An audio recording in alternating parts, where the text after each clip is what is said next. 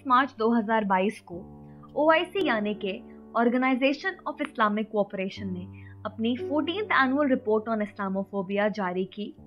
उन देशों की जो सबसे ज्यादा इस्लामोफोबिक यानी कि इस्लाम के खिलाफ प्रेजुडिस रखने वाले टॉप देशों में है। आपको इस लिस्ट में आने वाले कंट्रीज के नाम शायद पहले से पता हो, पर इन सब कंट्रीज के टॉप मोस्ट पोजीशन में कौन सा देश है ये गेस कर पाना मुश्किल हो सकता है। हमने जब कई लोगों से पूछा तो हमें कोई कंसिस्टेंट आंसर नहीं मिला। एक सवाल आता है कि क्या ऐसी कोई लिस्ट बननी चाहिए, और अगर बनी भी तो उसके बनने के मकसद को हमेशा सस्पेशन से देखा जाएगा। जानकारी के लिए बता दें कि भारत इस लिस्ट में सबसे पहले स्थान पर है। अब डालते हैं एक नजर UN चार्टर के तर्ज पे बनी OIC चार्टर पर। OIC अपने चार्टर में कहता है कि हम अपने किसी भी सदस्य देश या गैर सदस्य देशों के डोमेस्टिक पॉलिटिक्स पर कोई टिप्पणी नहीं करेंगे। पर इस मीटिंग में प्रधानमंत्री इमरान खान का आर्टिकल 370, CAA, NRC और कश्मीर का जिक्र करना साफ तौर पे एक स्ट्रॉन्ग मैसेज देता है कि इस्लामाबाद में हुए इस OIC मीटिंग पे पाकिस्तान का दबदबा है। आइए देखते हैं इस मीटिंग की एक झलक। One is Palestine and the other is Kashmir. Honorable Foreign Ministers, we have failed both the Palestinians and the people of Kashmir. I'm sad to say that we have been able to make no impact at all.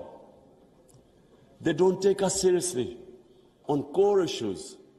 I am asking the OIC that unless we have a united front, we will keep these abuses will happen. Pakistan में हुए इस agenda based meeting को अगर आप इस report के साथ जोड़ के देखें तो शायद इस लिस्ट के बाकी देशों की रैंकिंग जानने में आप थोड़ा सक्षम रहें।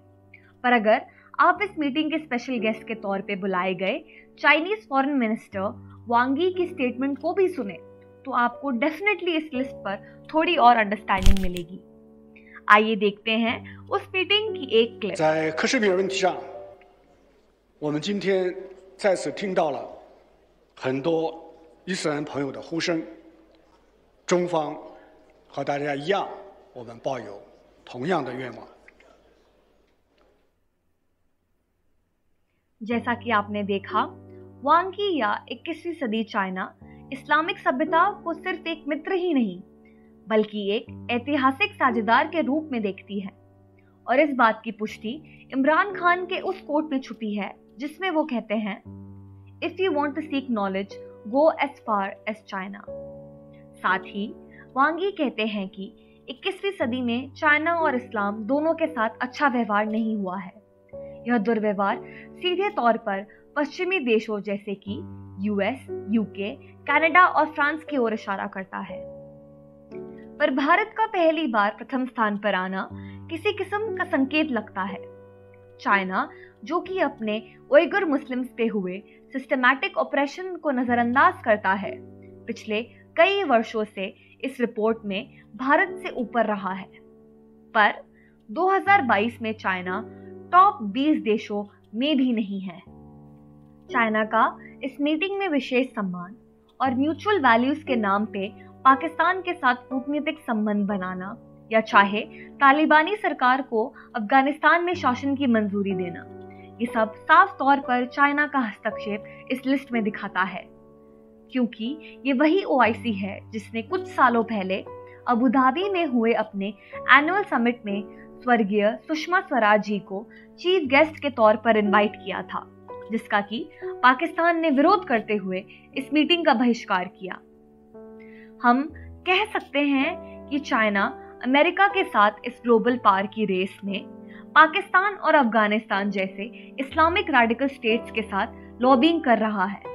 पर सवाल OIC और खास तौर पर पाकिस्तान और चाइना की इंटेग्रिटी पे आता है, जो कि भारत को प्रथम और चाइना को इस लिस्ट में अदृश्य मानते हैं। आइए जानते हैं इस सो कॉल्ड इस्लामोफोबिक रिपोर्ट में मेंशन बाकी देशों के नाम। 14th एनुअल रिपोर्ट में इंडिया, UK, USA, फ्रांस और कनाडा मुख्य देश हैं। गौर करने की बात यह है कि इस लिस्ट में मौजूद देश जैसे कि इंडिया, यूएस, यूके, फ्रांस और ऑस्ट्रेलिया ऑकूस और क्वाड जैसे फोरम्स के सदस्य हैं जो कि चाइना के विस्तारवाद के खिलाफ हैं। इस आपसी प्रतिस्पर्धा में भारत की छवि को नष्ट करना और भारत के आंतरिक मामलों को विदेशी पटल पे उठाना निंदनीय ही नहीं बल्कि साजिश से परिपूर्ण है।